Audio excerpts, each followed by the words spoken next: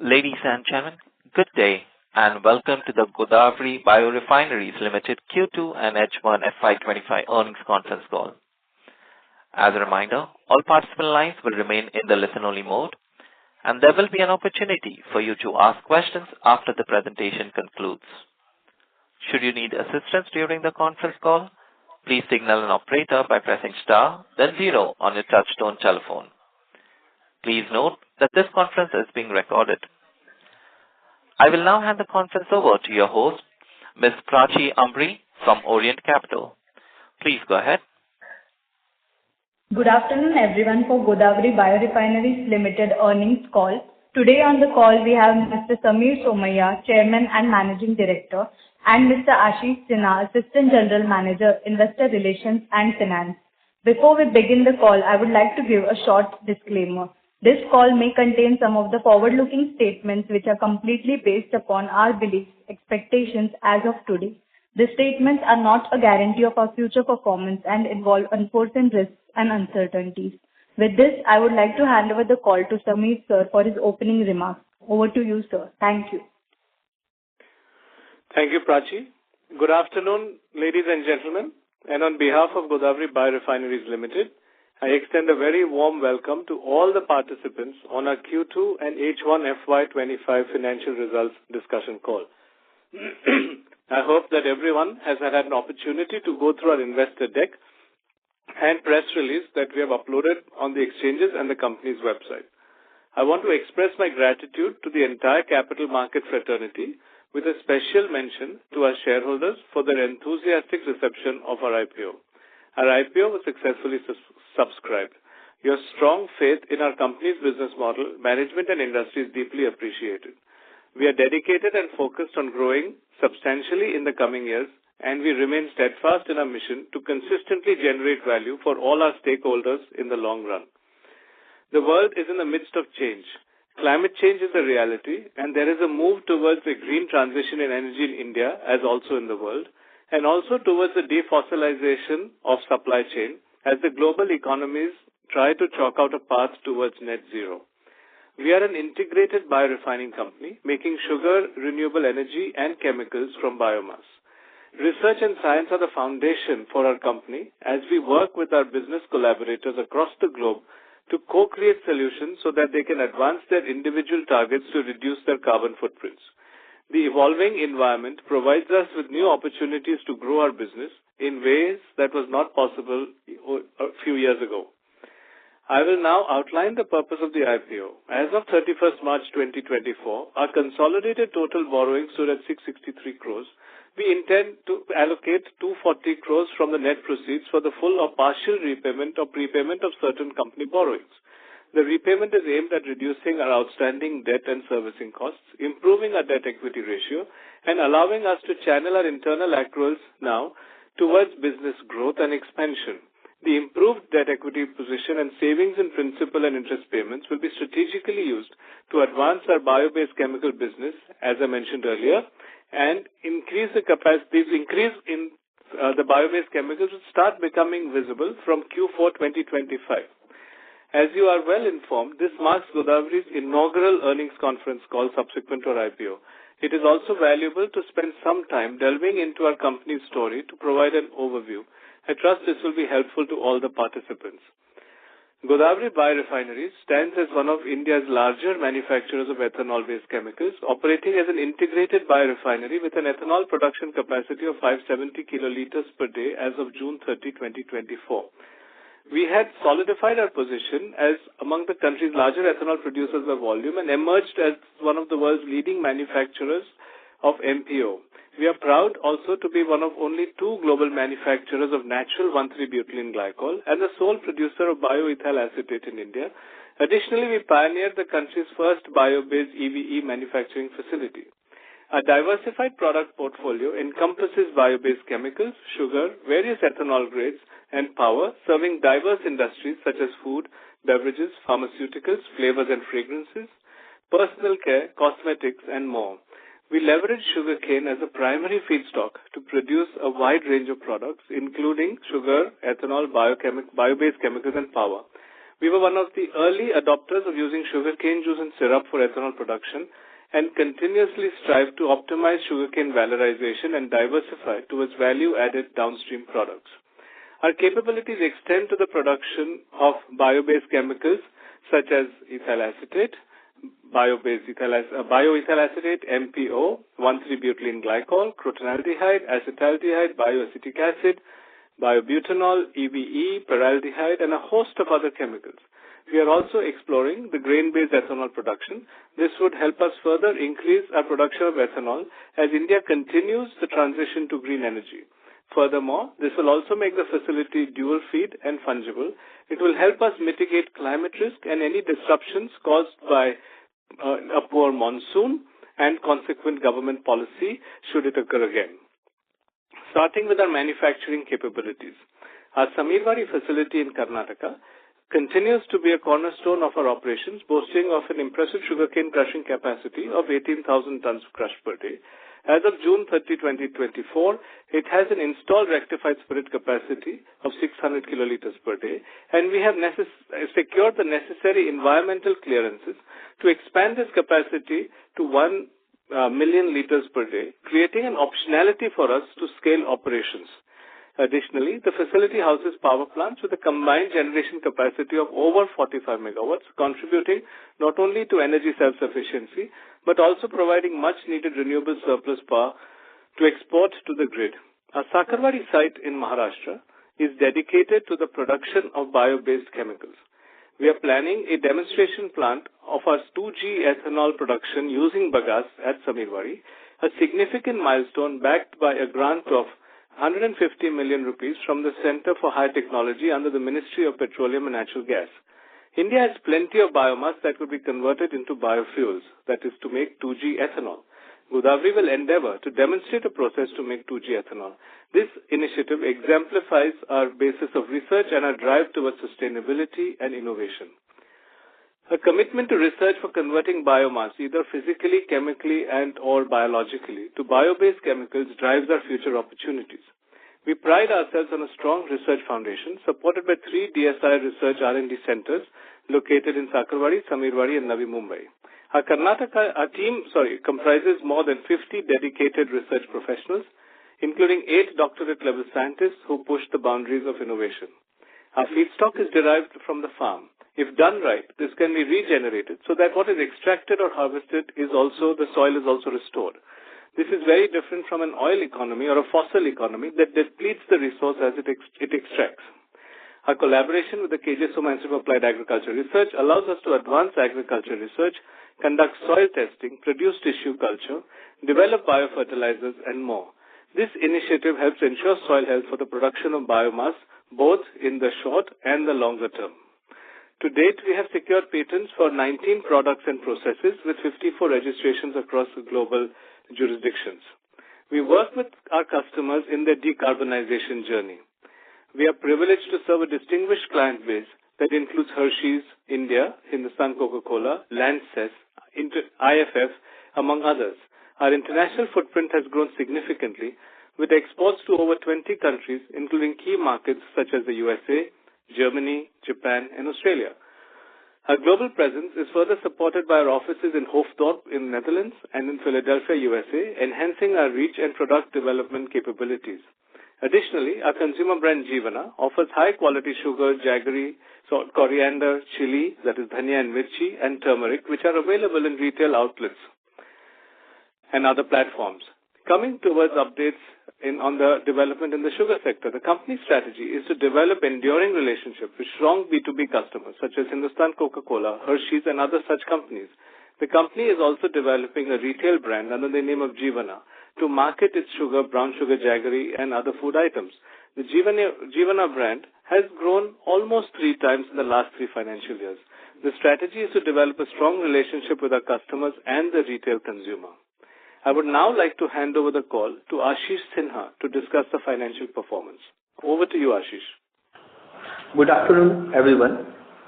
It gives me immense pleasure to announce that the company delivered revenue growth of 34% year-on-year in Q2 of FY25 and 25% of year-on-year in H1 FY25, despite seasonality in business.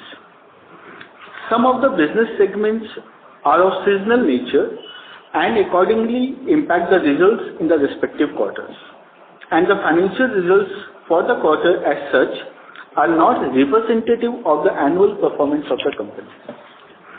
In Q2 FY25, we reported an EBITDA of negative rupees 31.5 crores, and for H1 FY25, the EBITDA stood at negative rupees 41 crores. Along with this, our PAT for Q2 FY25 was negative rupees 75 crores, and for H1 FY25, it was negative rupees 101 crores. This performance is primarily attributed to the seasonality of our business model, which is inherently tied to the sugarcane harvesting cycle. Our harvesting season typically spans from November to April, which means that the first half of the fiscal year is historically lower profitability, with lower production and sales volume. For the last 3 years, EBITDA for H2 is more than 100% against the total EBITDA for the financial year. The company has commenced sugarcane crushing from November 2024, and H2 results will reflect a much better number because of the crushing and restoration of ethanol blending program from sugarcane juice. As we move into the second half of the year, we expect a significant improvement in both production and revenue as the harvesting season comes into full swing. This season shift is a key driver of the stronger performance we anticipate in H2 FY25.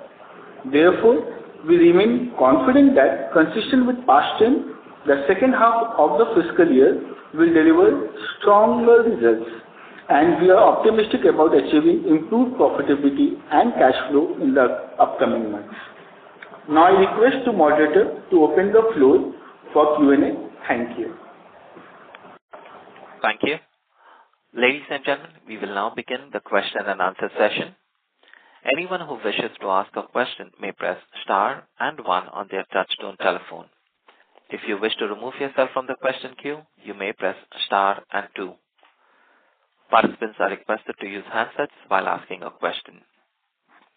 Ladies and gentlemen, we will wait for a moment while the question queue assembles.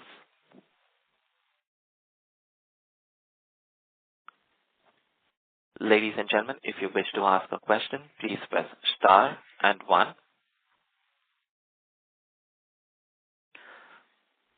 The first question comes from the line of Siddharth Gadekar from Equirus Securities. Please go ahead. Hi, sir. Good evening or good morning, given that you're based in US right now. So just one first question on the sugar side. How should we look at our crushing for this season, given that we have started? So where do we typically look at ending in terms of crushing for this financial year? So I would like to say that if you look at the monsoons in the calendar year 2023, they were poor monsoons. And we had also the disruption of the ethanol blending program for sugarcane juice. So Godavari had created some additional capacity of crushing sugarcane to take it directly to ethanol. Now, because that was disrupted, because there was low monsoons and there were concerns on sugar availability, they both affected, that is the lower monsoon and the government policy in light of that monsoon, affected the amount of sugarcane that we could crush. If you look at calendar year 2024, that is this past monsoon, we had a very good monsoon across the country. So the cane crop is very good. That's point one. And the second thing is, looking at the availability of sugarcane in the coming year, the government has restored the ethanol blending program from sugarcane juice, which will also enable us to crush additional cane to convert that into ethanol. So looking at both these issues, that is a better monsoon, a better cane crop, and a favorable government policy to enable us to utilize our expanded sugarcane crushing capacity, we see a much better season going forward beginning in November. And of course, part of that will spill into the first quarter of FY26. Okay. So got it. So secondly, in terms of our CapEx plan, can you just throw some light on the CapExes that we are looking to do over the next 2 to 3 years? So I would, so thank you for that question. Siddharth, the idea of the IPO, what the company did, was first and foremost to, the whole climate today, because there is climate change in the world, we are also seeing a different climate in our customers as far as the transition to decarbonization is happening. So a lot of global customers are partnering with us to see how we can create bio-based chemicals that meet their particular needs in their end-use applications, often which are specialty in nature. So the idea of the IPO was to pay down the debt, and we will release free cash flow in terms of reduced interest payments and also principal repayments that will come down. And that free cash flow will be then immediately utilized to increase the capacities of our bio-based chemicals going forward. Some of these increases you will immediately see in certain capacity expansions beginning from Q4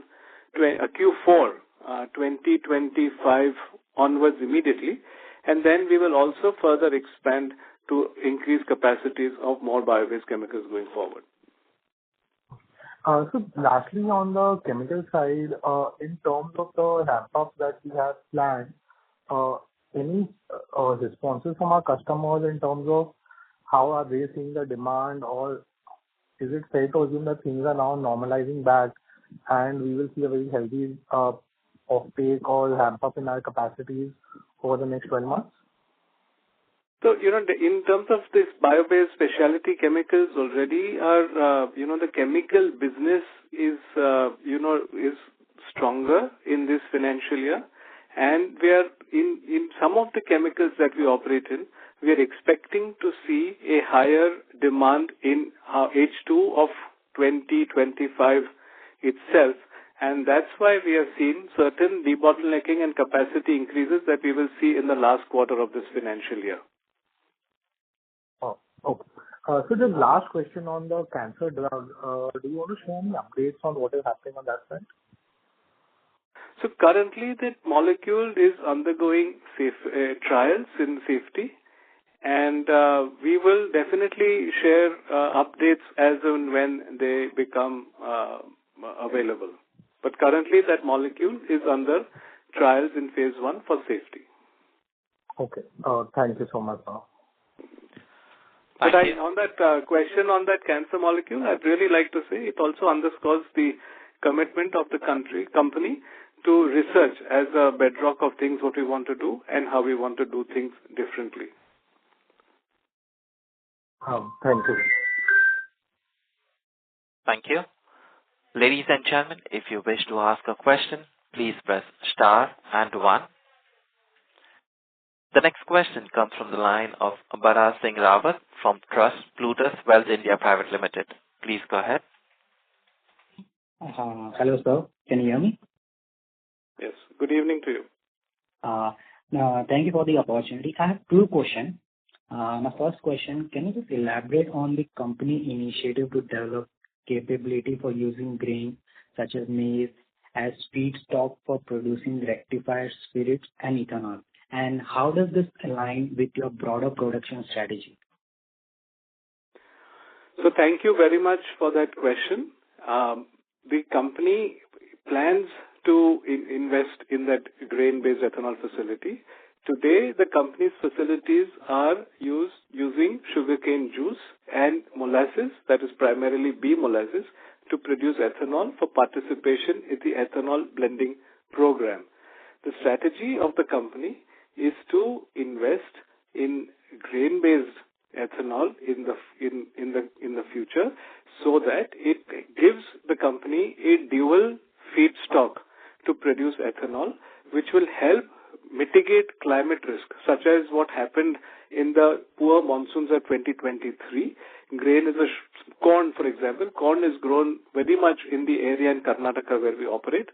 Corn being a 4-month crop, it will allow the company to mitigate climate risk and also consequent policy decisions that the government may take. So this is something that the company is going to advance towards, because India is growing its energy requirements for mobility. As it increases the energy requirement for mobility, the requirement of ethanol for the blend will keep increasing, and we definitely want to look at how we can continue our participation in this program, and we want to make sure that we add a dual feed capability to our distillery. This will help us grow the business as well as mitigate risks of climate, as well as give us fungibility, so that if there is an uncertainty in one of the feedstock, the other feedstock can fill in that. Yeah, thank you so much. That was very, very helpful. My second question would be, could you just share more details about the planned introduction of new specialty chemical products within the value chain, and what are the anticipation margin for these offerings, and also what is the expected timeline for their launch? So, thank you again for that question. The company has a goal to create valorization from biomass and very much and strongly participate in the green transition, whether it be in energy, which Government of India is strongly encouraging, or in bio-based chemicals, where we are co-creating value with our customers around the globe. So we are definitely seeing strong demand in sectors such as fragrances, where we are making, products such as 1,3-butylene glycol that we make. And we also launched our product ethyl vinyl ether a couple of months ago, which is used primarily as a feedstock for agrochemicals and also in fragrances. We are seeing demand for many of these products, and we will see capacity increases in the Q4 of 2025 onwards. Yeah, thank you so much. That was very, very helpful, and all the best. That's it from my side. Thank you so much. Thank you. The next question comes from the line of Mahesh Patil from ICICI Securities. Please go ahead.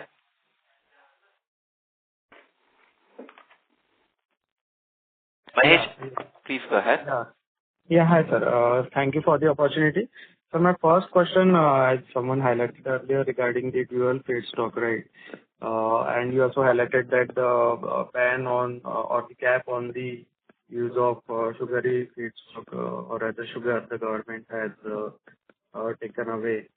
So so my question is regarding the capex. So for this dual feedstock, what would be the kind of investment that will be required? Is my first question, sir.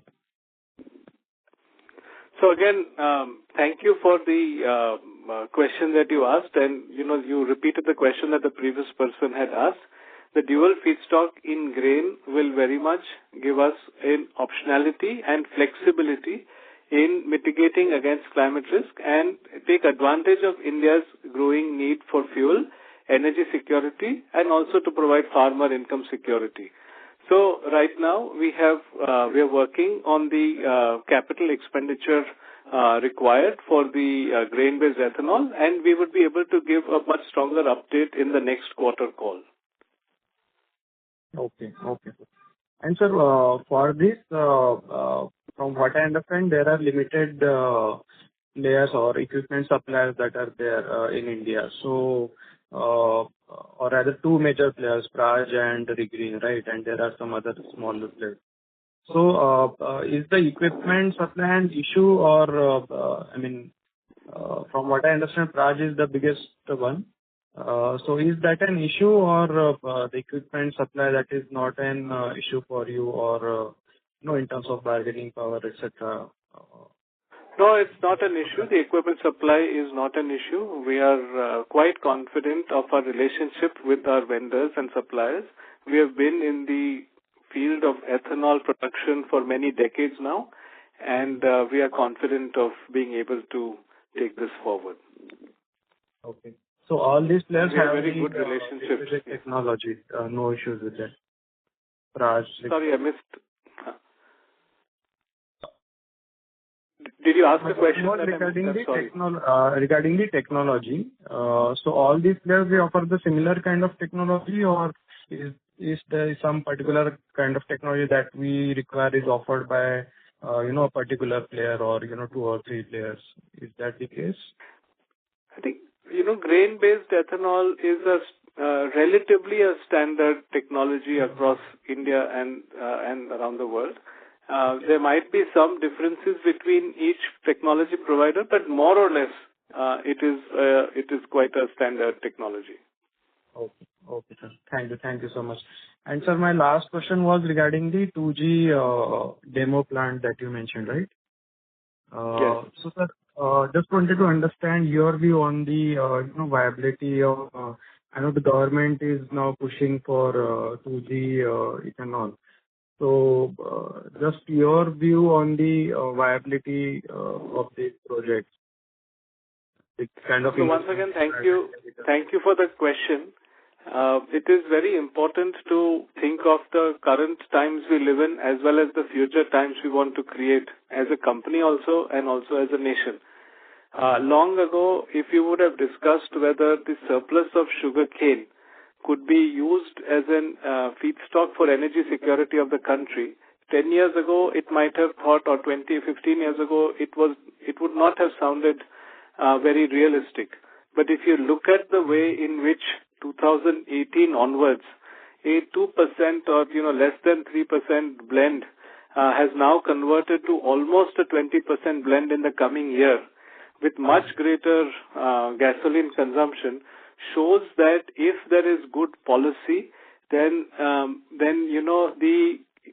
there is raw material feedstock, then the country and the companies that make this can make this happen. Now, if you look at the cellulosic feedstocks, India is hugely surplus in cellulosic feedstock. In fact, you are well aware that a lot of the issues there are so much, there is feedstock bagasse surplus, there could be the rice husk across, so there is a lot of cellulosic feedstock. India is rich in biomass. We as Godavari have always pushed for looking at science and research as creating a future. Bagasse being surplus with us, the feedstock is already at our doorstep. The science needs to be done to see how, in the time in which there is we are a seasonal business. So, of course, sugar is seasonal, sugarcane, ethanol also. How do you create dual feed or multi-feed? We already talked about dual feed with grain or corn. And there could be also bagasse as a feedstock. The whole idea is to work on the science so that you can, and the engineering, so you could reduce the operating as well as the capital costs. Our attempt of Godavari is to demonstrate that we will be able to do this at a more, a much more viable platform. And so that's how we look at it. But I will repeat to say that, you have to create the future by doing work and research in the present. Okay, sir. Got it. Thank you so much. That was very helpful. Thank you. Thank you. Ladies and gentlemen, a reminder, if you wish to ask a question, please press star and 1. The next question comes from the line of Vikram Suryavanshi from Phillip Capital. Please go ahead. Good evening, sir. Sir, which quantity we have bid for ethanol under this tender? We had bid for, I may not have the exact number, but we had bid for a little more than 10 crore liters. That's what we had bid for. Okay. And there was also media news and all related to ethanol price revision for B-heavy and juice. Any update on that? See, the industry has requested for an increase in ethanol price, either from sugarcane juice and from B-heavy. Currently, we are waiting for a favorable response from the government, and we hope they consider the industry's request. And I just want to ask Ashish. Ashish, is the number that I said what we had bid for correct? If I made any mistake, you may please correct me. Yeah. So, the total allotted quantity from the OMC is 7.5 crores plus. So on 5.4 crores for the juice and for 2.5 crores for BLD to ethanol. Yeah, and we had bid for, I think, 10 crores. We got about close to 8 crores. Am I correct? Yes. Okay. Right. Okay. And grain we have not bid for any quantity as of now, and it will be open depending on future tenders. So we have to create that capacity right now. So grain-based capacity we have not created as of now. Understood. Got it. And I think since because of the election, have we started our factories yet, or it will? How is the update? Again, thank you for that question. We are very happy to tell you that the factory has started about 10 days ago. So the crushing season has commenced. Right. And last question is that what would be our broadly landed cost of cane for us? Landed cost, I think the factory is paying a price of 3,000 rupees per ton ex field for sugarcane in North Karnataka, in where we operate. Okay, got it. Yeah. Thank you very much. Thank you. The next question is from the line of Varun Gajaria from Omkara Capital. Please go ahead. Hi, sir, and thank you for the opportunity. So just wanted to understand what kind of expenditure will we be expecting to do in R&D since we are also in the chemical space. So you will need to expend some on R&D and especially the drug also. So what kind of expenses do we plan to do over the next 2 years? Again, thank you for your question.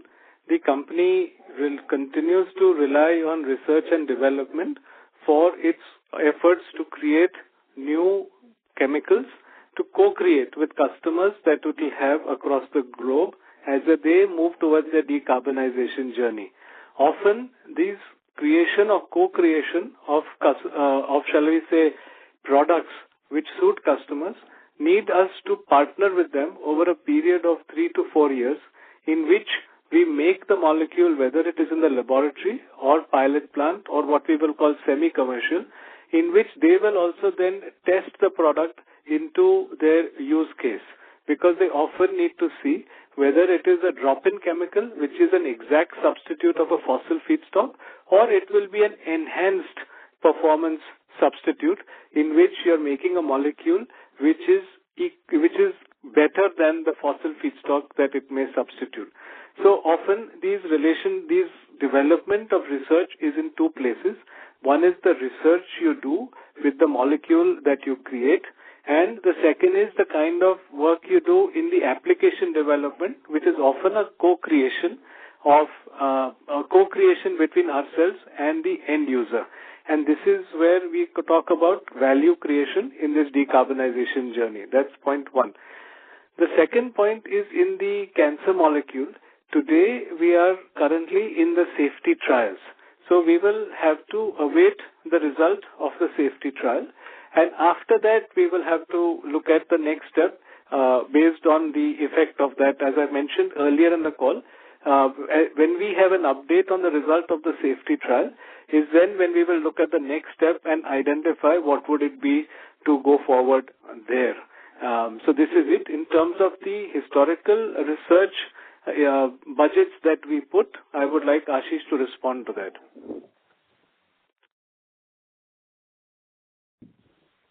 Ashish, are you there? Am I audible? Hello? Hello. Yeah. So around 10 to 12 crores of the expense we incurred on the R&D. Okay, 10 to 12 crores. And so going forward, since most of our chemicals are ethanol based, so what will be the split like in terms of priority as to like how much will you be expanding on the E20 program and rest towards manufacturing chemicals? So thank you again for that question. the company intends to partner in the green transition across the sectors. Green transition in energy is very strong in India, and green transition in bio-based chemicals is strong in India and overseas. So our priorities are to expand in the field of bio-based specialty chemicals, and also we are immediately also looking at the addition of grain-based ethanol to definitely participate stronger in the ethanol-based blending program of the government, and as I said earlier, to mitigate the risk in terms of a climate so that we have a dual feed. So priorities are to invest in bio-based chemicals and also to look at making our ethanol a dual feed process. Okay. Okay. Sure. Thank you. Thank you. Ladies and gentlemen, once again, if you wish to ask a question, please press star and 1. The next question comes from the line of Ankur Gulati from Genuity Capital. Please go ahead. Hi. So can you give us margin profile for all three segments, which is sugar, bio-based chemicals, and ethanol, either gross margin or EBITDA margin? I just would like to say that the margins across the bio-based specialty chemicals are quite strong. In the exact number, I would like to not be able to give immediately, but the margin numbers for the bio-based specialty chemicals are a very strong gross margins. And sir, typically, what is the process for a client to approve a bio-based chemical? You were referring to it in answer to the previous participant. So how many molecules have reached commercial stage and how many are under trials? Can you repeat the question? I slightly muffled your voice. What is the process for the client to approve the bio-based chemicals? Does it go on a trial with these clients and then they approve it? Or is it you produce and it's automatically approved by the client? What is the product development process? Yeah, thank you very much. So we have more than 50 scientists working across our 3 research DSR labs, and we have a funnel of chemicals that we work on. And this funnel is based on our co-creating client base across India and the world. We are in many ways partners in development with them. We share goals together. This is not a commodity chemical that we have ready to produce and they are ready to buy. These are products that are or jointly identified. The moment it is either something that they will come with us or we will present to them. If it matches a particular goal or a discussion, then the process starts of creating a molecule which they will first test. Also, it is done at small scale. And then that keeps increasing in terms of from the pilot scale or semi-commercial, and if that works and you get approval, then it becomes large scale. So it's a funnel. We have many chemicals, what we will say, in the early part of the funnel, and the funnel, of course, gets narrower as it goes down. But it typically takes 3 to 4 years to take a molecule through the funnel and come out. And this is in the range of specialty, bio-based specialty chemicals. I would like to repeat, these are not commodities that you can make, because it is very important. Let's take an example of a molecule in a fragrance industry. It is not only how pure the molecule is, it is also what the impurity profile is, which is what the customer will also need to look at. While the product development is on, is there a payment relating to the and is for all these, it's called the R&D effort? Can you again repeat? Is there a?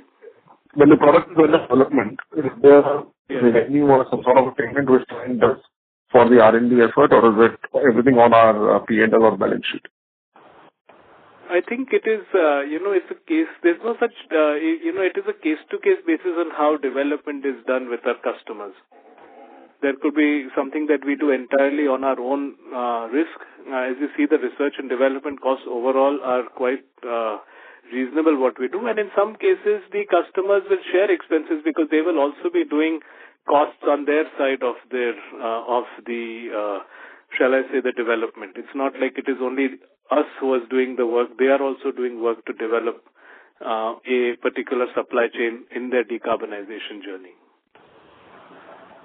Understood. Sir, again, if I look at your FY24 segmental results, the operating profit before interest is in percentage terms is lowest for bio-based chemicals, right, given the asset base. So over the next 2-3 years, this ratio can improve drastically. As of last year, we did 6 crores roughly on an asset base of 460 crores. So that ROCE is pretty low. How do you see that playing out? No, I definitely see the company making a greater transition to bio-based chemicals in the chemical segment itself as we go forward. I said in the beginning that the climate change is now also affecting a change in the way the companies across the globe are viewing their own decarbonization pathways. Many companies now are reporting Scope 1, Scope 2, Scope 3 emissions. So there is an implied path to net zero when you do this, or at least a lower emission that you had the previous year. So when you have to move in this journey, there has to be a way in which you interact with, again I will say, co-creating partners around the globe. So many customers on our end will work with us to see how we can again come together and co-create products that fit into this larger goal. So this would not have been possible to think about, say, 4 or 5 years ago. In the last 3 years, we see a big change in the manner in which our customers are working with us to move on this journey. And so the precise reason for this IPO was to do the IPO, pay down the debt, release free cash flow, and then utilize this free cash flow in the investment of bio-based chemicals so that we create value and volume in this particular sector going forward. It is definitely going to be a much different path going forward. Understood. And so what kind of cash flow will this 240 crore debt repayment generate per annum? Can you repeat? I'm sorry. What is the 240 crores? I just heard that. The debt repayment which you're doing, what kind of incremental free cash flow to equity will still be? I can only talk in general terms, not to be exactly put, but, the interest saving would be in the range of about 24, 25, around, I'm just taking a 10% number, so 24 crores. And you would also have the principal that you would otherwise be paying over a particular term. So without a particular number, you would save, if it was a 5-year term, you would save about 45-50 crores of principal. I'm just giving a general number. I'm not giving you a financial exact number in terms of free cash flow. I'm just saying that you would probably release that kind of interest and principal repayment cash flow over the years, which would then be available for investment. That's helpful. And so when is grain-based ethanol plant expected to start? Yeah, so I said that in the very beginning. We are now that the IPO is over, we are now once again looking at the numbers, and in the next quarter we will be able to give a much better estimate about time frames regarding the same.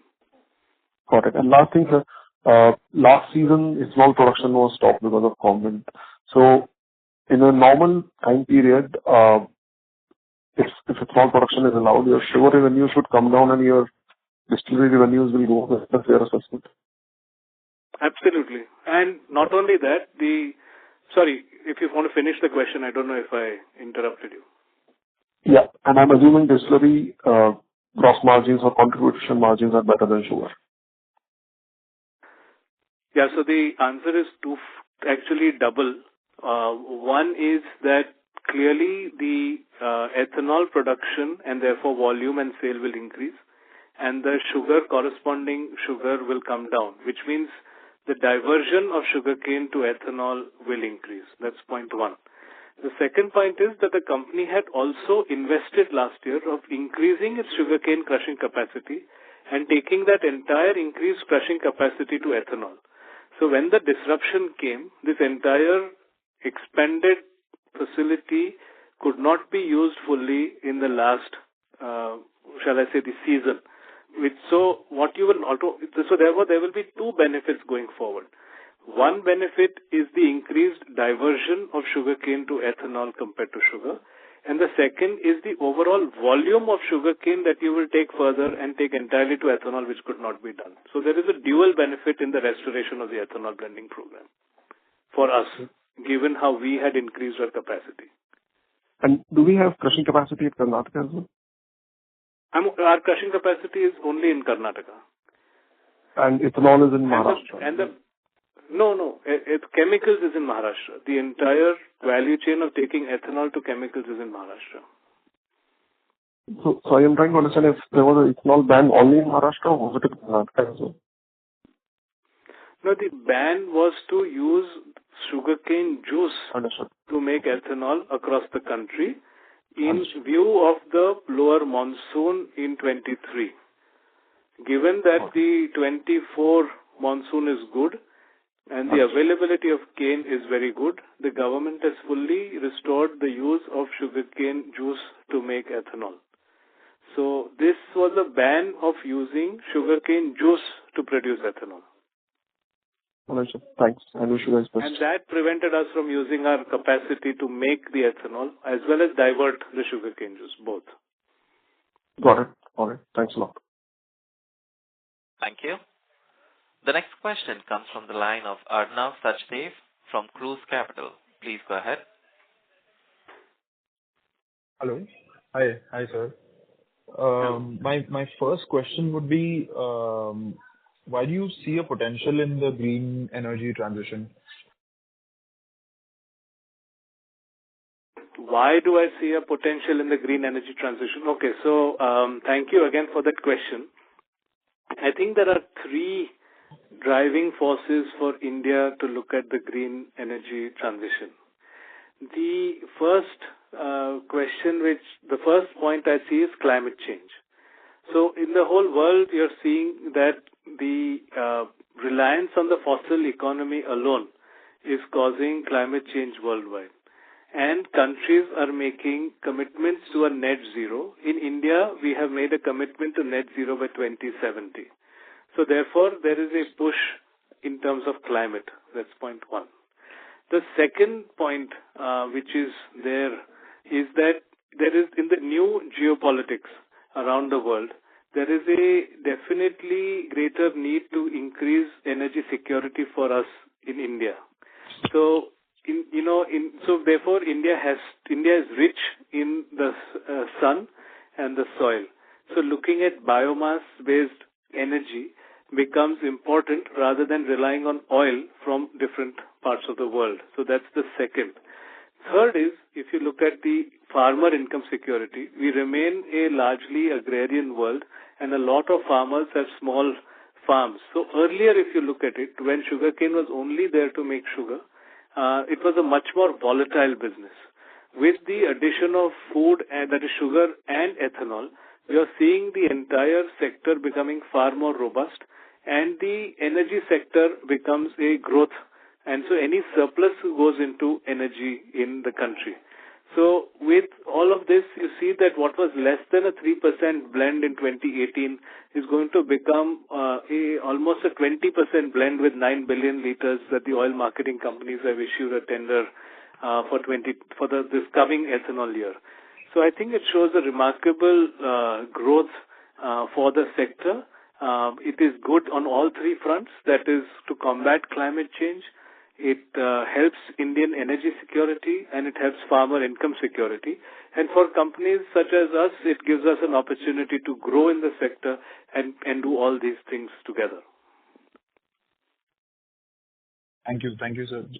My second question would be, previously in the call you mentioned, we are going to have a dual stance for the production of ethanol.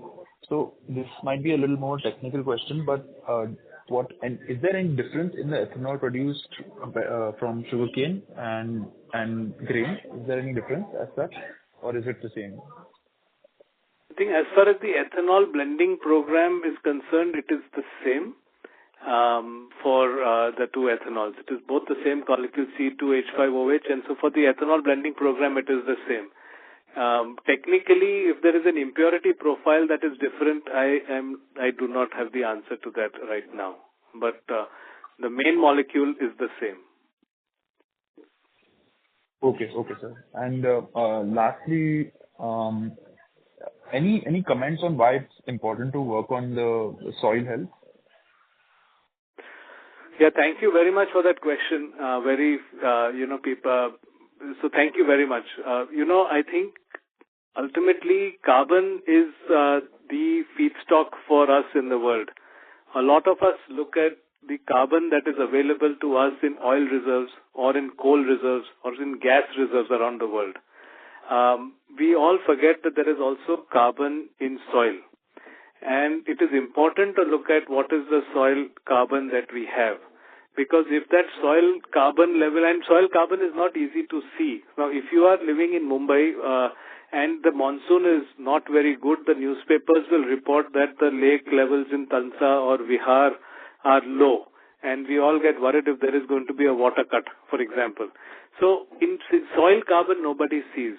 And if it is up or down, we are not aware of it. Our whole approach is that we want to work on soil health.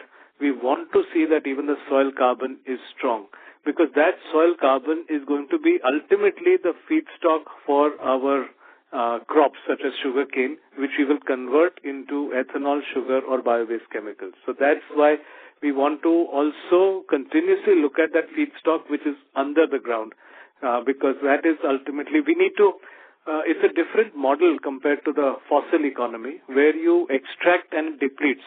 Here you may extract, but you must also restore as you keep going and regenerate.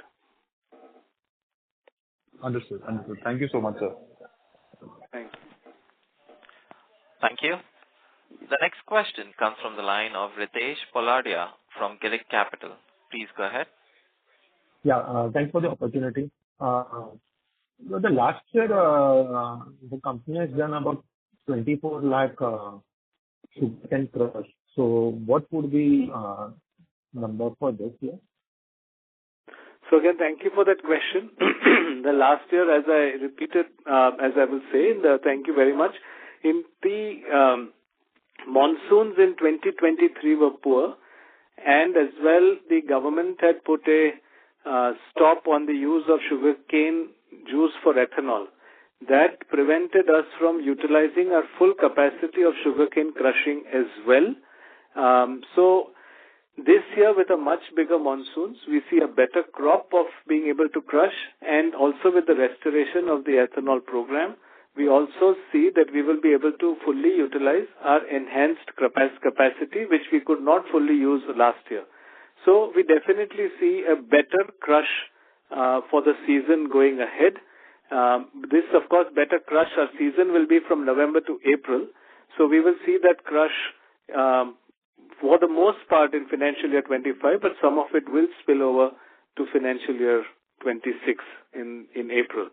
So the exact numbers can only be known after the season, because agriculture, is exactly that. It's agriculture, but we definitely see a better crush than we did last year. Sir, definitely you would be knowing the production of cane in your surrounding area.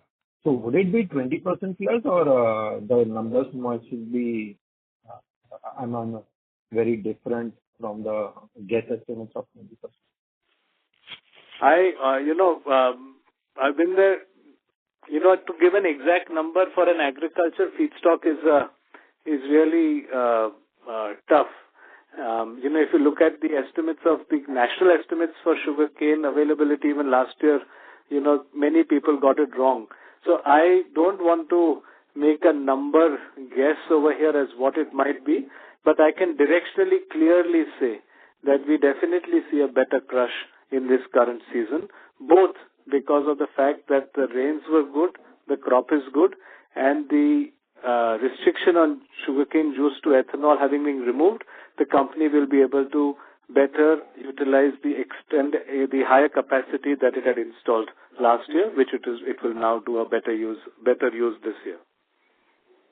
Also, before 24, you used to divert sugar to ethanol about 35-40%, and in 24 it was 27%. So, will we go back to 40% kind of a diversion? Yeah, we should. I don't have the exact number, but we will be in that range.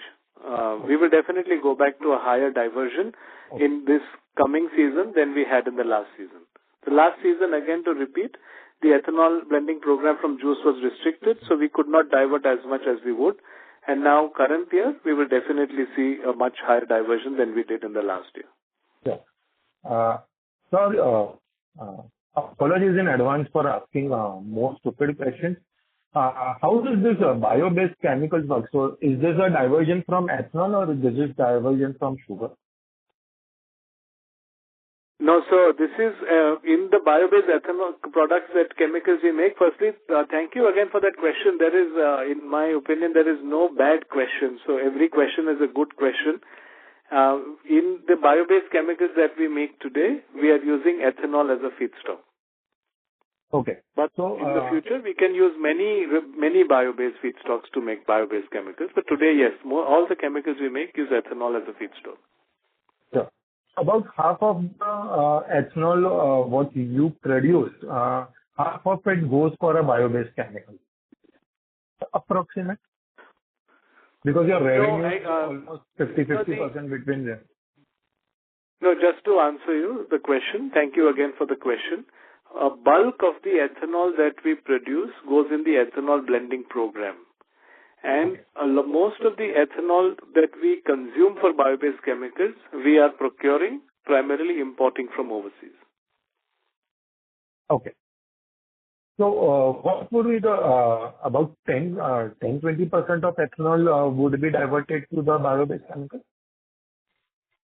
Or the numbers should be higher? I will just repeat the answer. Most of the ethanol that we produce gets used for the oil ethanol blending program. We also sell ethanol, some ethanol to the pharma business. We might sell ethanol to some other end users. And almost all the ethanol that we use for our ethanol-based chemicals is procured either locally or imported from overseas. Sure. There will be, as and when the case arises, very small quantities of ethanol that we produce that we may consume ourselves. Okay. Also, you were saying that you would be switching for the grain-based ethanol. So, your feedstock can be either sugar or grain. So, entire ethanol capacity will be shifted to grain-based or a portion of it? No, we will be, again, thank you for that question. We are adding a capacity of grain-based ethanol to the capacity. So there will be some degree of fungibility, not entirely. So we are adding additional capacity of grain-based ethanol to our current distillery capacity. We will have more details in the next call, as I said to somebody in the earlier question. Yeah. Next call will get much other idea about the sugarcane crush also.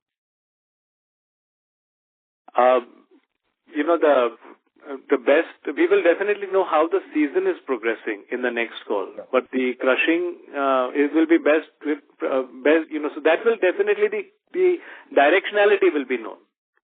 Absolutely. That's all from my side. Thank you very much, sir. Thank you. Thank you. Ladies and gentlemen, in the interest of time, we take the last question from the line of Manjeet Rathod from Buoyant Capital. Please go ahead. Hello, sir. It's nice to hear from you again. Actually, my question was already answered. So I'll drop out. It was very good to hear from you. Thank you so much. Thank you so much. Thank you. Ladies and gentlemen, this concludes our question and answer session. In case you have further queries, please feel free to write on prachi.ambri@lincolntime.co.in. Thank you for joining us, and you may now disconnect your lines.